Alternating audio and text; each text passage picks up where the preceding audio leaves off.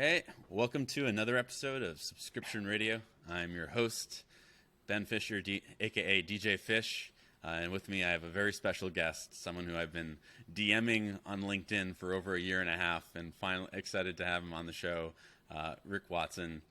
Rick, thanks so much for being here. Rick's background, he's been working in technology and e-commerce for the last 20 years. I think before it was even really a thing. And today is focused specifically on working with investors and management teams on incubating and growing D2C businesses. I think one of the biggest, and the reason I came across Rick's work in writing specifically on LinkedIn is he listens to the investor updates for public companies. And so he's going in and doing the work of listening to Shopify's annual reports or quarterly reports and talking about what is the one interesting thing that Toby said, as opposed to what are all the lines that maybe I think you described it as that Harley's like sort of the pre-canned answers, and you're listening and sort of picking up on what are the most interesting things that are being said, perhaps even off the cuff in those reports or those talks. Yeah. Yeah. So, no, super excited to have you on the show, man. And I think part of what's cool is your experience goes beyond it's beyond D2C, it's B2B. You're looking at marketplaces. You're thinking a lot about Amazon, and I would imagine just like you're kind of coming into this and thinking about e-commerce and D2C specifically from like looking at a bunch of different marketplaces outside of just Shopify, for example. Right. Yeah, for sure. So I first of all, thanks so much, Ben, for having me on. I'm excited to be here. You're welcome. Well, I was going to say, let's kick it off with, I started asking this before we even started, was like, so do you have any subscriptions? Yeah, so I tend not to have a bunch of subscriptions. I think right now the only subscription I maintain is like Cascade Pods or something, just for my dishwasher. But Yeah. it's almost like I tend, D2C. yeah. So I mean, it's from Amazon, but I mean, for me, the value of the typical subscription is not, the challenge is, number one is like, at least for Amazon, the shipping is so fast anyway. So whenever I need it, I don't feel like I'm going to be out of it anymore, because I'm in New York City. I'll get next day shipping, pretty much on most things that I want. And the second problem is, that I think a lot of subscription brands don't understand is that usage patterns, it's very hard to predict usage patterns. And why do I want too much? Why do I want product that I don't need? It's so, particularly like vacation pauses and things like that it becomes like a new task for me.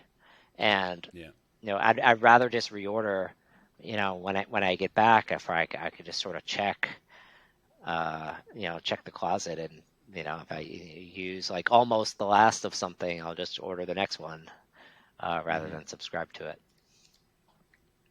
Yeah, no, I mean that's interesting. I think especially as it's funny because I would imagine I'm curious how consumption behavior changed during COVID. We know it accelerated in terms of people just going D2C and buying e-commerce, but because people weren't going on trips as much, my guess is that their consumption patterns were relatively stable. I mean, the amount of coffee you drink, I know for me it varies. Right. Like most shelf-stable products are tied, but now that people are nomadic again, Right. the world's more Yeah. nomadic. We're going out to events and things, and we're traveling around. Yeah. But yeah, no, I definitely think, there was a period when we weren't going out as much, and then, maybe on the weekends or something just to get out of our houses. Yeah. You basically would just, especially in New York, I'd go outside and it was like a ghost town. And I felt like I was living in an episode of The Walking Dead where I was just like, I've never been. Totally, it was a zombie apocalypse. Yeah. No, that's interesting. And so what are some of your own hot takes around like around subscription and repeat customers? I think that was one of the trends you and I were talking around. And it's actually, I mean, that's a stat that I've paid really close attention to is, what's the impact of repeat customers versus subscription? I think I know that in all the conversations I have with subscription brands, the big thing is that the LTV of a subscription customer is so much higher that just from a math perspective, like I know a lot of brands that just are like the only way you can buy our product is subscription because the LTV is just so much higher. Now the flip side, and what I say is, well, as a consumer, is that a great experience? And how much money are you leaving on the table from people who just would otherwise be a good customer? You know, I don't know. I'm curious what your perception is or perspective is on that tension. Yeah, definitely. I mean, I definitely feel like it's very hard to be a subscription only product. Like logically, it doesn't Right. make sense in the world because everyone needs new customers and they need repeat customers. You need both, right? Mm-hmm. And so to be a subscription only brand must mean that either you don't have a lot of competition or you're just your customers are very trusting. You know what I mean? Right. Like they're not skeptical at all. And so the idea, you know, when Folgers Coffee sent like a sample of coffee to every doorstep in America, you know, all these decades ago, there's a reason they did it.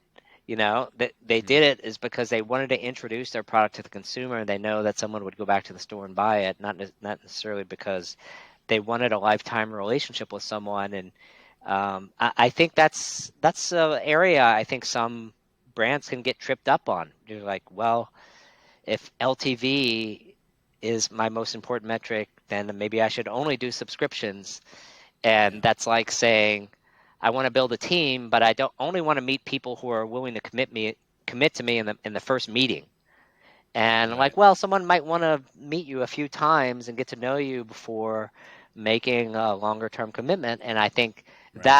that experience, either kind of the pre-purchase research, trials and samples, you know, multiple usages before they decide like this is part of my lifestyle. It's really kind of the pinnacle of the relationship and not necessarily the introduction.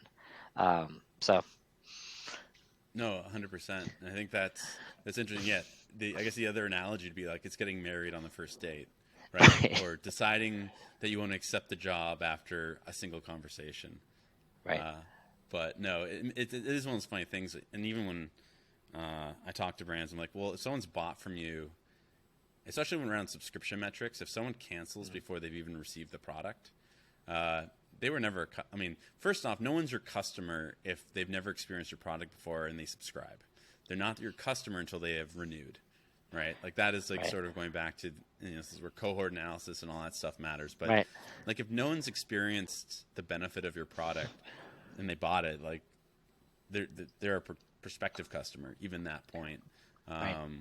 And I think it's interesting to look at this idea of who is that type of person who is willing to buy from you, buy a subscription on the first try, and it's probably someone doing it for the discount. A Um, hundred percent. 100%. right? And so when that's one of the interesting things that like when I talk to brands is like I ask them like what's your metric of people who subscribe and then cancel before they actually even receive the product, because what that tells you is those are the people who are doing it just for the discount. There are exceptions where some people just don't want to be automatically charged, like they want to be in control of their Hmm. of their credit card.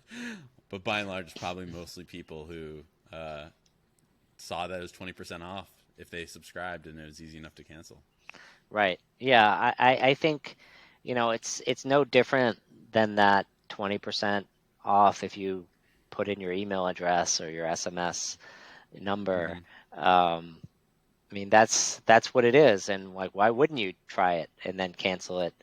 Um, and you're betting on that breakage. But is that Yep. really how you want to run your business?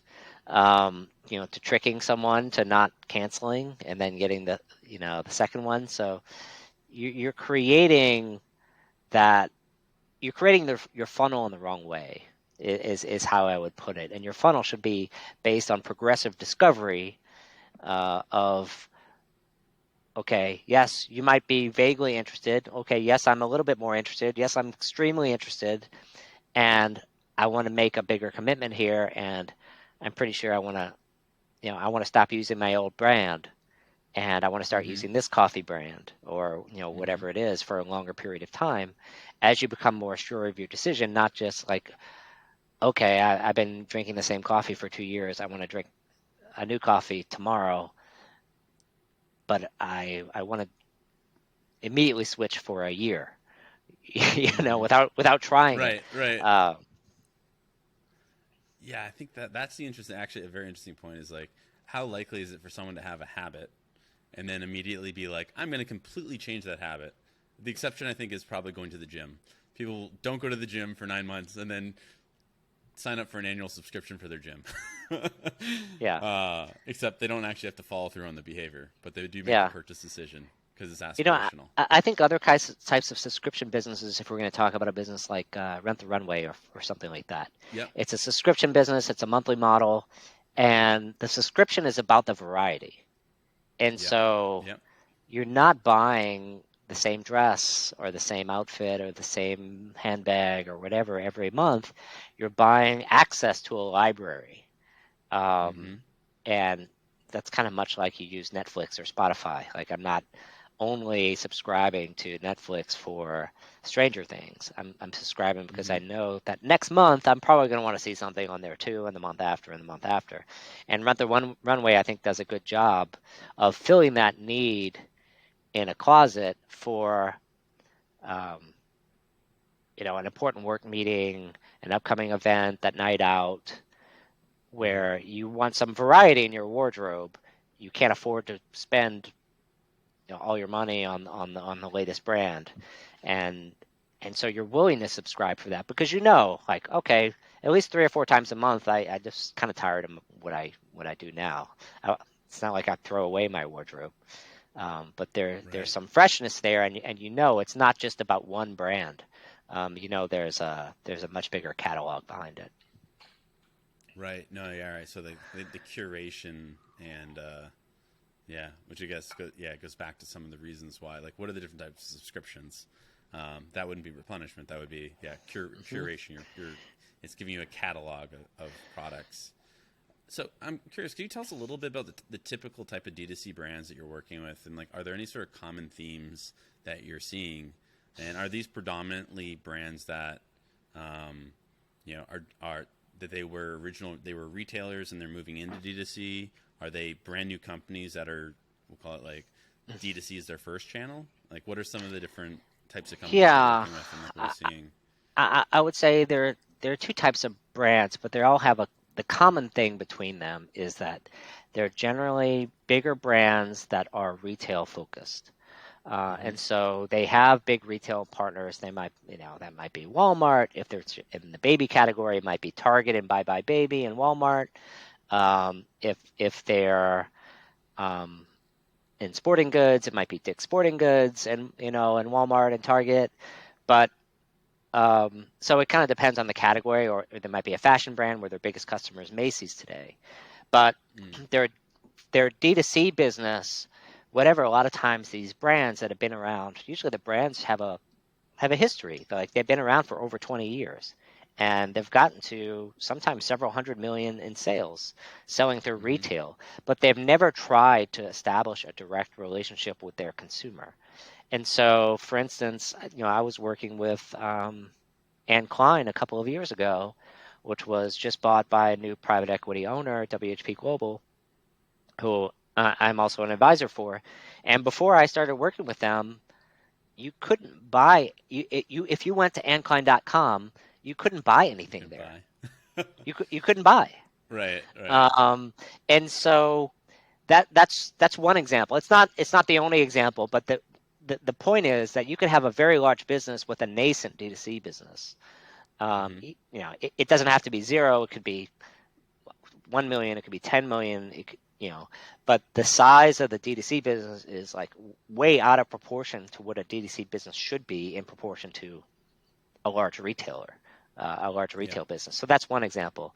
I said the other types of brands are more marketplace focused, Mm-hmm. and the reason is, again, kind of similar background to where there are a large brand. They might sell. It could be like white goods, like plumbing supplies, and they sell into Home Depot on those, and they actually have a pretty big Amazon business. Maybe they have a 10, 20, $30 million Amazon business, and they think it has a much bigger potential. Like, we think this could be 150 million, and I might talk to them as like, look, this could be a $200 million business for you just on Amazon.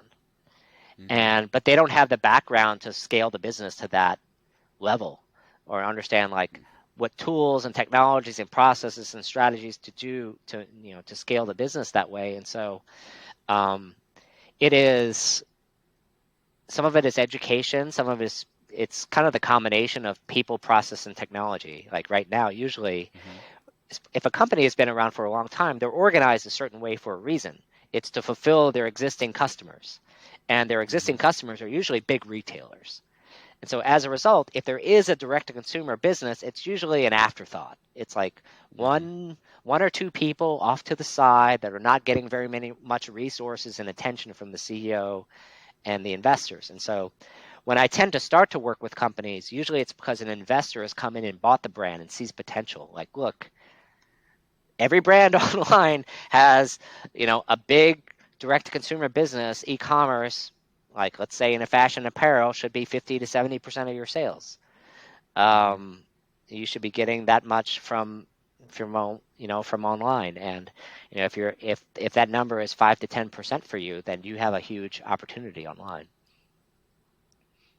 Yeah, that's interesting. I think especially those brands transitioning, because as someone who's been in the Shopify ecosystem for a while, almost exclusively the brands that I worked with were brand new subscription, like digitally native brands. And so it's interesting seeing the other side, and more brands who never had a subscription piece now incorporating subscriptions. And one of the biggest challenges I've heard over and over again is, like, even if even if their Shopify business is doing $30 million a year in repeat purchases, they still don't necessarily know how to sell subscriptions in Shopify, or like what their subscription strategy is. And so it's funny because even like the challenge is similar. It's like these brands that are retail shifting over D2C, they're trying to figure out how to build their D2C muscle. And then there's D2C brands that have been selling just transactionally, and then they're trying to figure out how to do subscriptions. Right. Yeah, no, exactly. It's a new skill to learn. And so as a result, it's not something that's really on their radar. They're thinking about, how do we acquire the customer? How do you get them to your landing page? But then how do you remarket to them in a smart way is usually an afterthought. Yeah. And so with these brands that you're working with, what platforms do you typically see them gravitating towards? If I assume they don't have engineers in-house, but they are enterprise, and so they're probably being sold to by, like, Commerce Cloud or whatever, or are they jumping to something like Shopify Plus? Yeah, I think Shopify Plus is probably the main one, just because it's so widespread and has the most apps and support and agencies. And so, when you talk to customers, you want to bring them to a platform where the people are. And so, especially if this is something new to you, you don't need to reinvent the wheel. And Shopify has invented a pretty good wheel that it's very hard to make a extremely poorly converting Shopify site. I mean, you have to almost work at it, because like in old school e-commerce, like, just one of the basic things, like, no matter what page you land on, you need to be at least 3 clicks from checkout. Like, it's impossible to build a Shopify site that's not 3 clicks from checkout. It's almost literally impossible. So there's no room in the platform to even just create these strange experiences that used to appear in e-commerce. Every Shopify site kind of looks the same, I'll be honest with you. They all have the nav at the top and the categories, and they all have the mega menu now, and they have the testimonials on the landing. So they all kind of look basically the same. And there's and another thing I think that's really important is they need to be able to, like, if they have an agency build their site and they don't like it, or something's not working, they need to be able to fire that agency, find another one. And so if you find a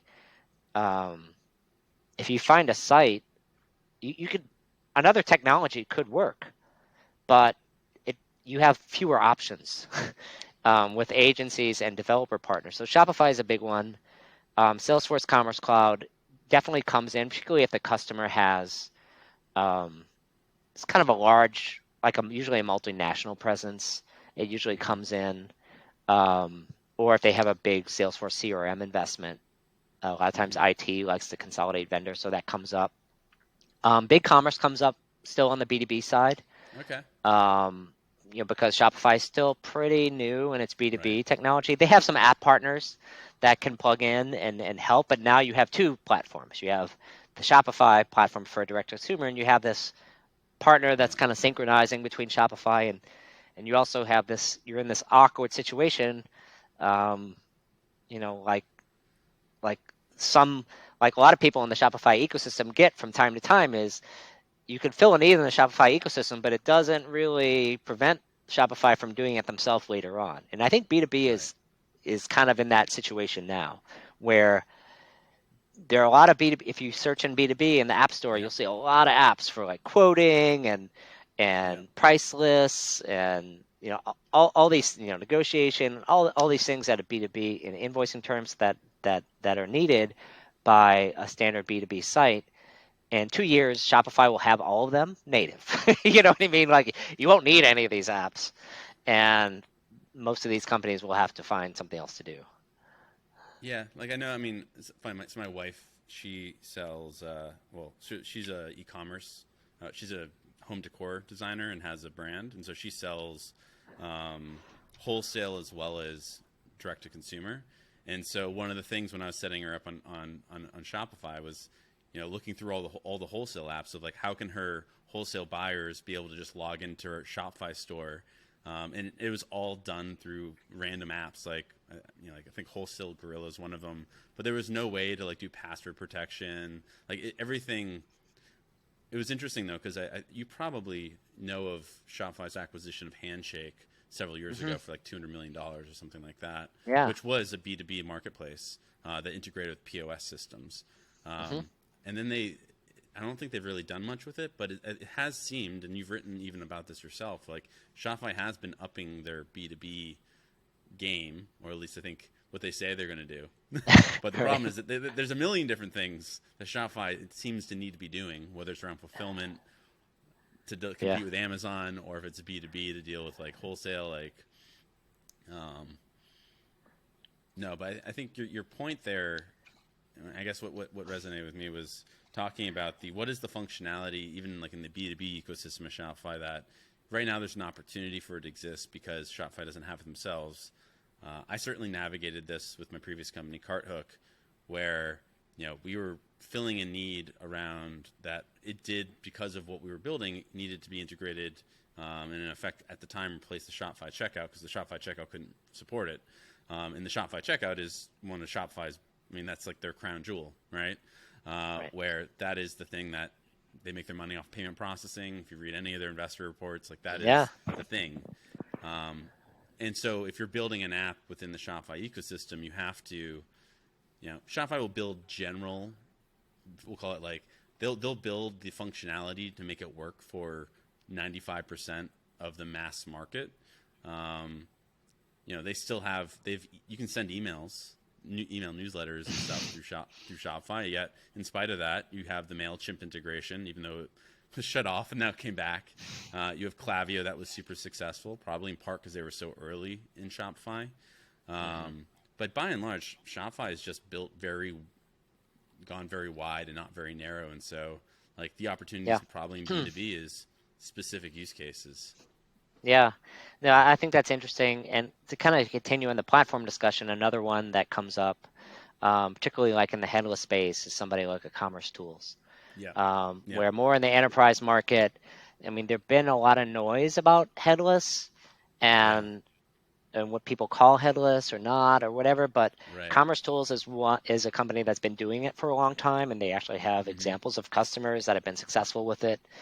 And I think those types of companies are not like the other companies we talked about before. It's like these companies have their own development teams and Right, they want to 100%. develop their own technology, and they don't like a cloud platform out off the box that kind of fits in a box doesn't really fit their workflow. Which is interesting because that's another initiative of Shopify, right? Where they have Shopify headless.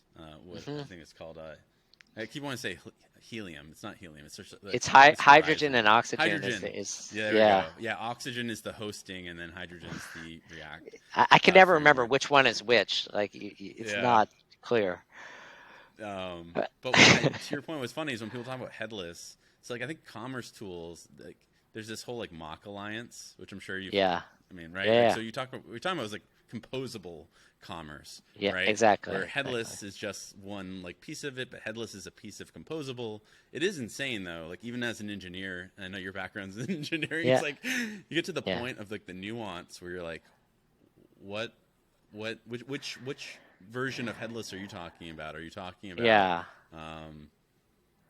because in a lot of ways I do feel like what headless is doing is it's recreating the Shopify app store, like the bundling and unbundling. It's on one hand it makes a lot of sense to have these different systems, or whether it's Commerce Tools or Nacelle or whatever, or Contentful for your CMS, that specialize on a very specific piece of the puzzle.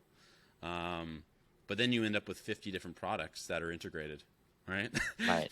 And then you're like, I just wish there was one place I could go and do all this. And then, you're like, well, there was. And then Shopify is like it just didn't work for you. Where, you were tired of using, a platform that wasn't as flexible.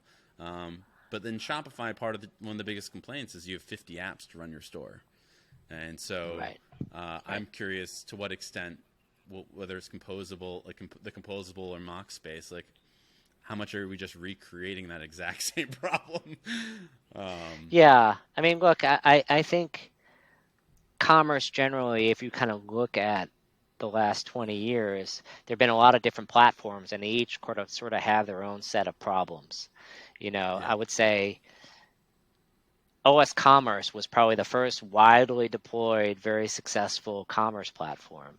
No one remembers it now, but people used it for years. I don't know. I'm not. This is like news to me. People used it like in the early 2000s for years and years, and Magento and their open source site their code base came from a group of OS Commerce developers that got frustrated with it and they wanted a new framework.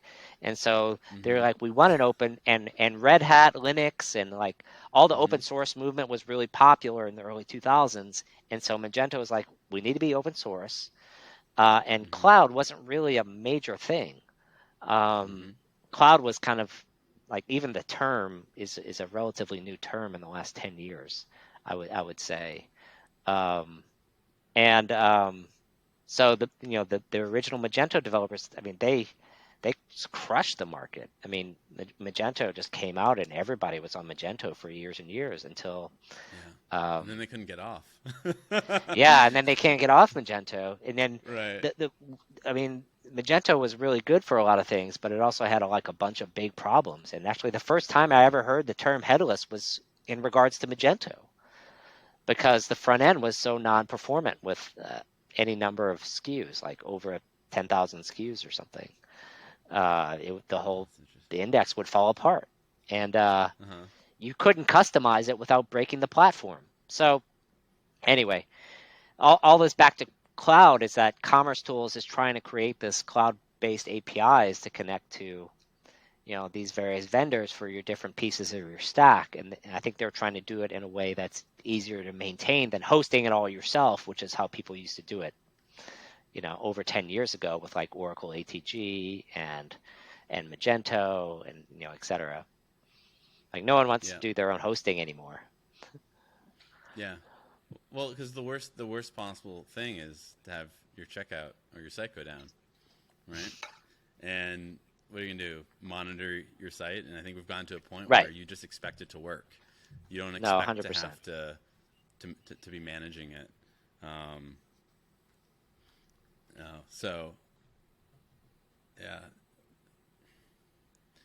So I guess of all the different, we were talking about sort of, the different efforts of Shopify, and subscriptions is obviously a piece of that. But then we also have these brands that are coming in who from traditional retail, and they're choosing their cloud provider.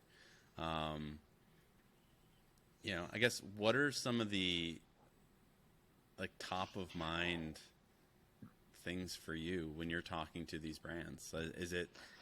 Are they struggling with deciding which platform it is, or is it more nuanced around like how do we even build a direct to consumer capability in the first place, Yeah, or is it all the above? I think there are a couple of different things. They're like, if we're going to go direct to consumer, how much is it going to cost?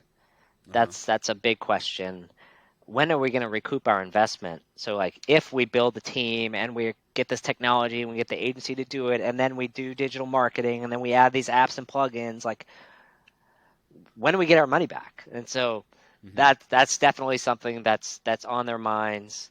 I think if it's like a marketplace customer, it's a lot more about like how do I how do I maximize my potential?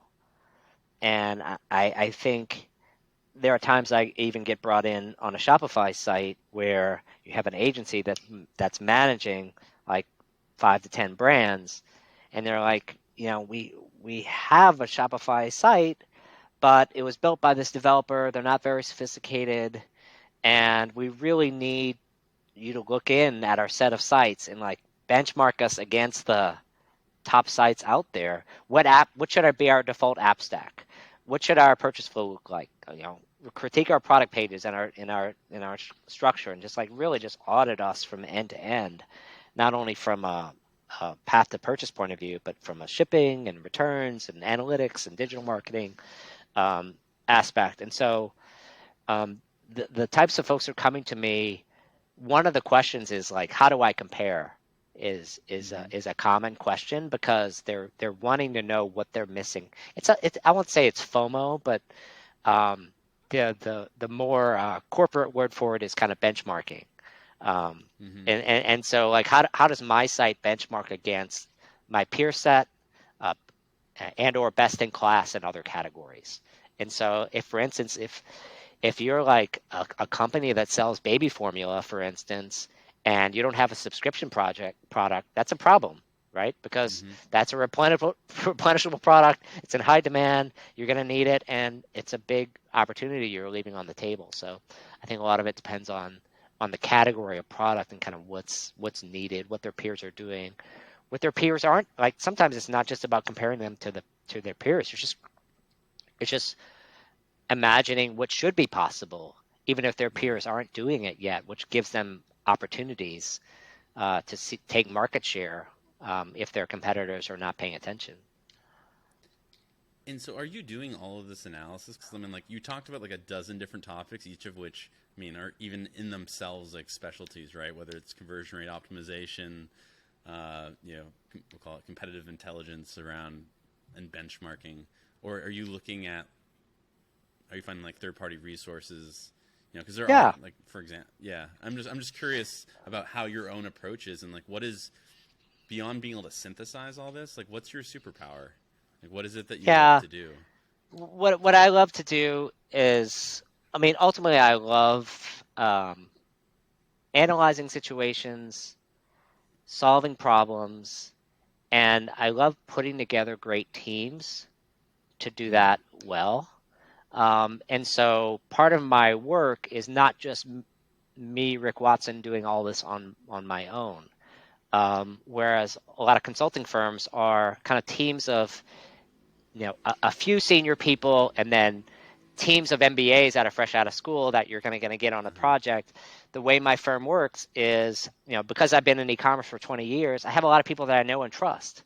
Some of them are Mm-hmm. independents and they like working on their own, but they don't like selling new projects. Some of them have like boutique agencies but they're really experts and I trust them a lot, but they're happy to be included on a new engagement. So I might work with a small agency for some part of a project and they might work with me and another person that they've never met before.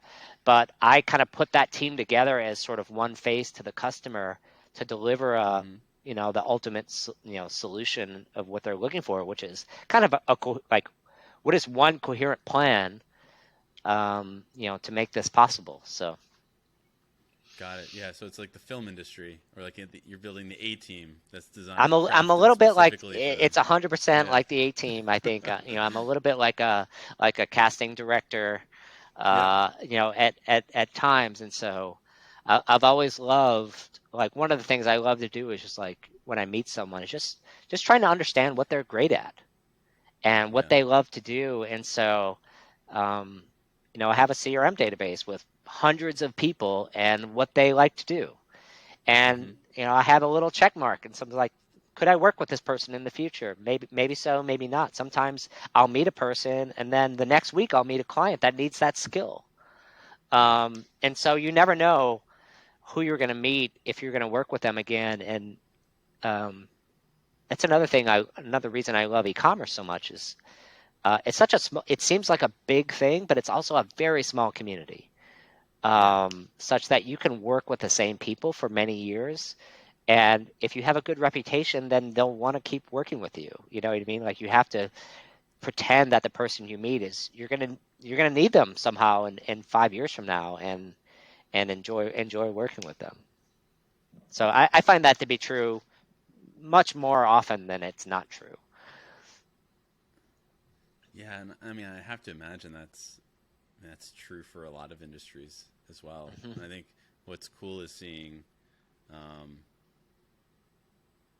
people choose an industry to stay in. Mm, Like, so for me, it was originally I was building B2B SaaS companies, and then mm, as an engineer, like I struggled to figure out like a sustainable business model because there was a yeah. lot of great product ideas, and so eventually I was like, you know what, e-commerce, if you can help people figure out how to make more money, then e-commerce is like a very good place just to be like, let's Right. focus on that as sort of a Just stick there for a greenfield long time. category.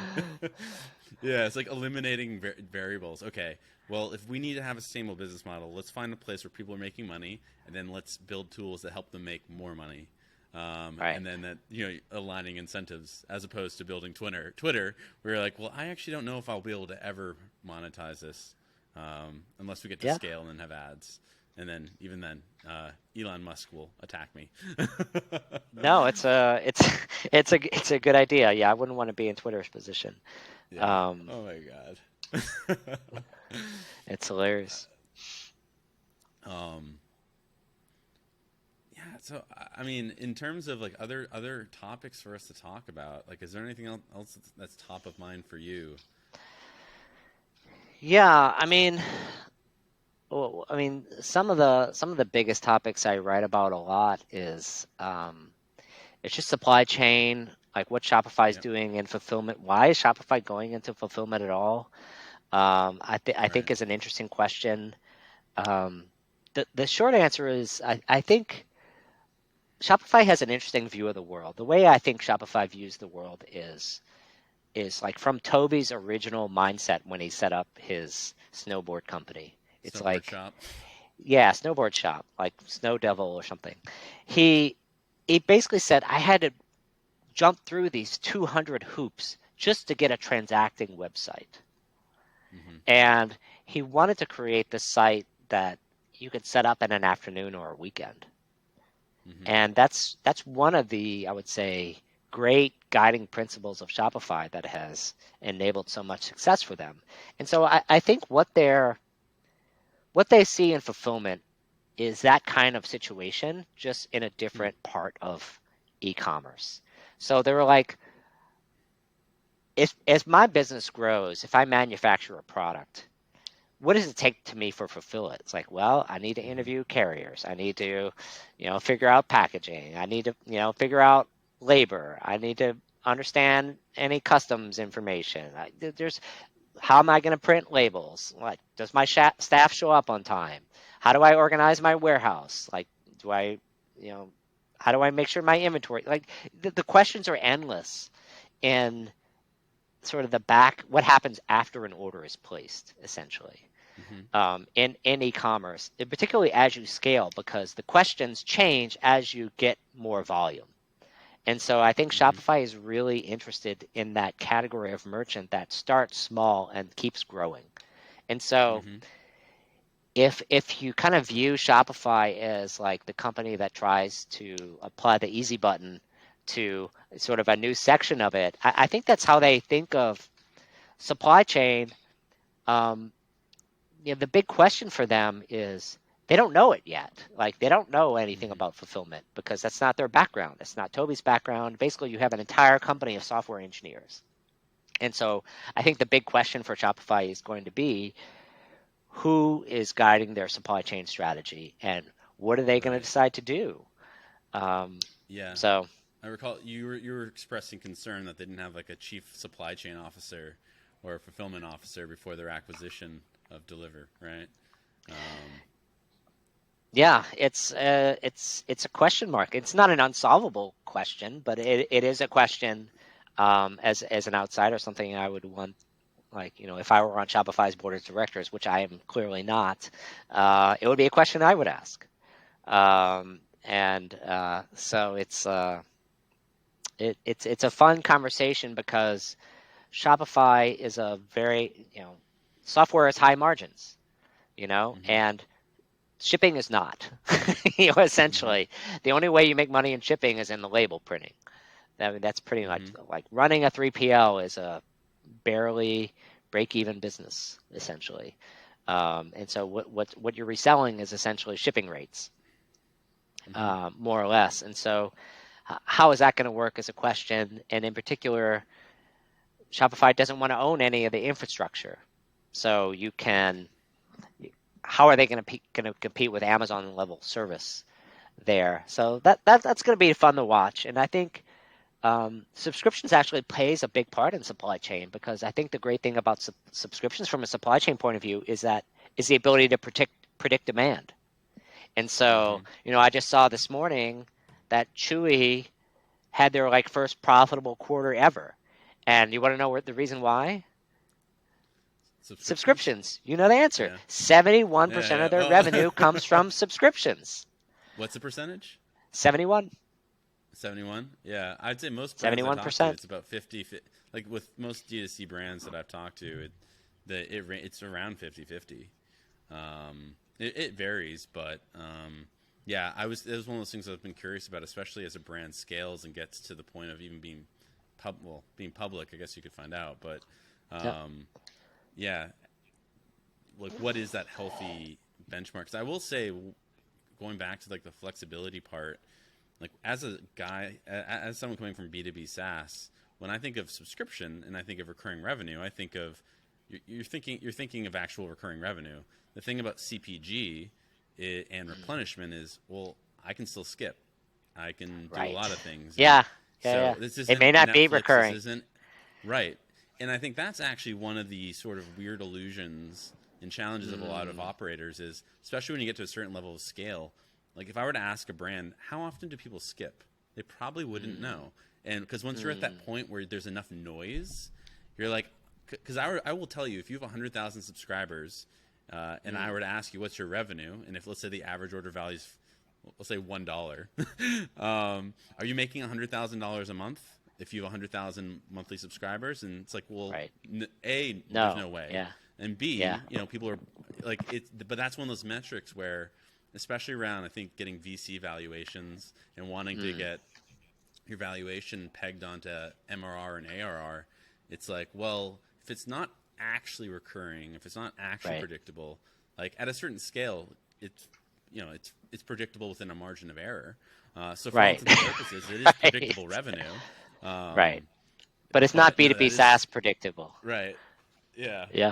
You don't have service level contracts with your consumers. No, you don't. No, 100% you don't. And so, it can't be valued at the same, multiple as SaaS revenue. I totally agree. That's a super interesting point. You don't think about a lot because you think about, there's a software subscription and now you can just subscribe to a CPG brand. Right. But they're very different. What that subscription means is very different. And I think what's also interesting, even thinking about Shopify, because I would argue they're really a fintech company now, right? I don't know if you know offhand what percentage of their revenue is from payment processing now. It's like 2/3, something like that. So they have they have subscription solutions and then merchant solutions. Merchant solutions is basically like 2/3 of their revenue. That includes App Store revenue, which is, I'm sure, large too. But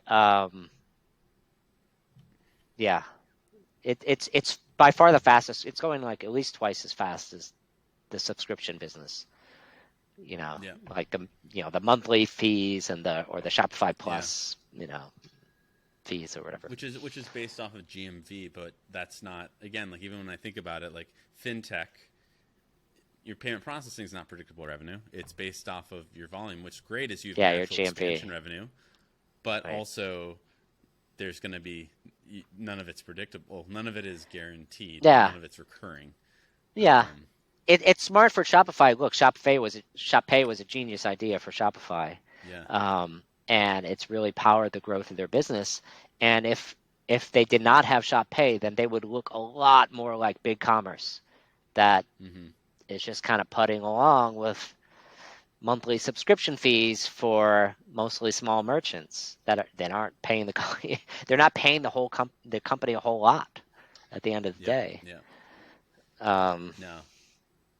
But I guess what you were saying was interesting about fulfillment, where you were talking about there's no money in the actual like 3PL. Like they just basically make no money. But it yeah, reminds me of Amazon's model, right? Where AWS is their profit yeah, center, and they totally. basically use it as arbitrage. They use one profitable part of their business to subsidize the other parts of their business, but they use it as it's a part of a flywheel, right? Yeah, And so with with Shopify, my assumption is, going back to your point around software, using the profitable parts of Shopify to subsidize the unprofitable pieces, but that right. still make Shopify an attractive place for someone to go and grow. I think it'll be interesting to me, and I don't have an answer at all of what does Shopify look like around distribution of like early stage stores versus later stage. I think there's a general. I think relatively speaking, their Plus offering has grown faster in the last year than their non-Plus. The actual value of Plus has been pretty questionable. As an engineer, like there were certain Right. features that you could only get on Plus that you couldn't get, and now, which actually has always been slightly infuriating, because I'm like, these are features that anyone should be able to use.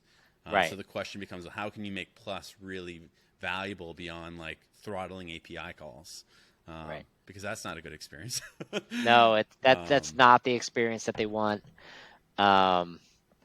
100%. And I think what Shopify has settled on is like, okay, Plus is, you're going to get our connection of ERP libraries, to like NetSuite and Oracle and Microsoft.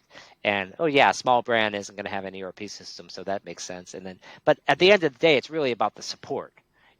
A Hmm. big brand is going to expect big support, and so Yeah. uh, I think when you ask most people what is Shopify Plus for, it's like being able to get someone on the phone. That's it. You know what I mean? Yeah. That's the And most important thing by far. yeah, and I think in some cases renegotiating your payment processing fees, right? Mm, Which again is something that happens at scale.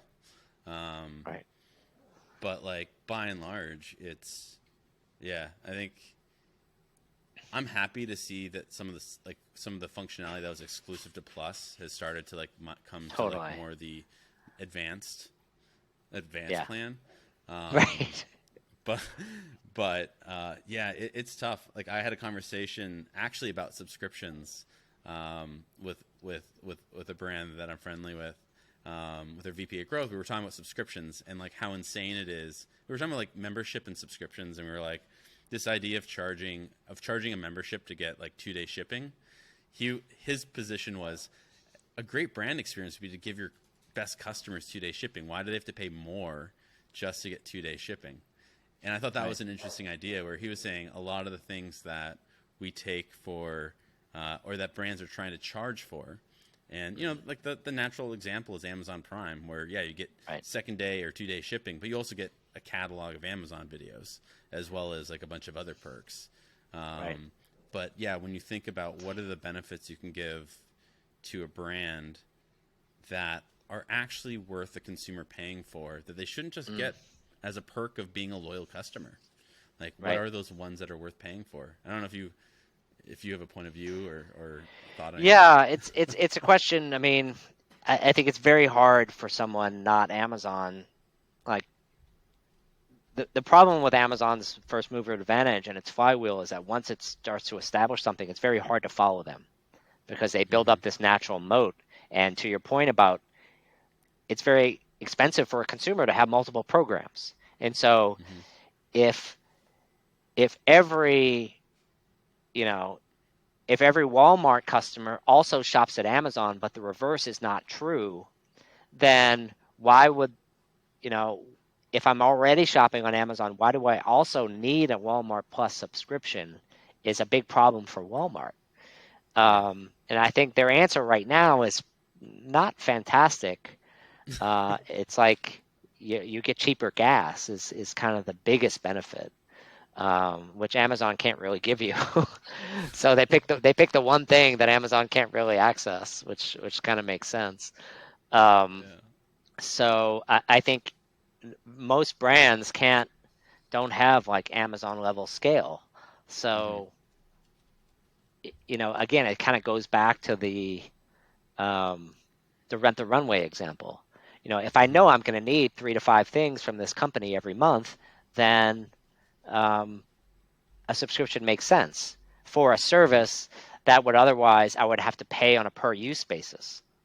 Yeah. And so it's a game of that subscription is a game of relative value, and it's in some ways it's a marketing trick. I mean, it literally Hmm. is a marketing trick. Yeah. Like, I mean, Jeff Bezos admitted that the prime price was made up. It's like $89. We Right. thought that was a good number, Yeah. and I guess he was right. So Yeah. Well, I mean, there's a lot of like you paid for it, so is it like a now you have not to sunk use it. cost fallacy? Yeah, but like it justifies in your own brain, like in advertising, it's getting a commitment, and so that when you think of Right. it, like, yeah, well, I already paid the $89, so I'll think about it.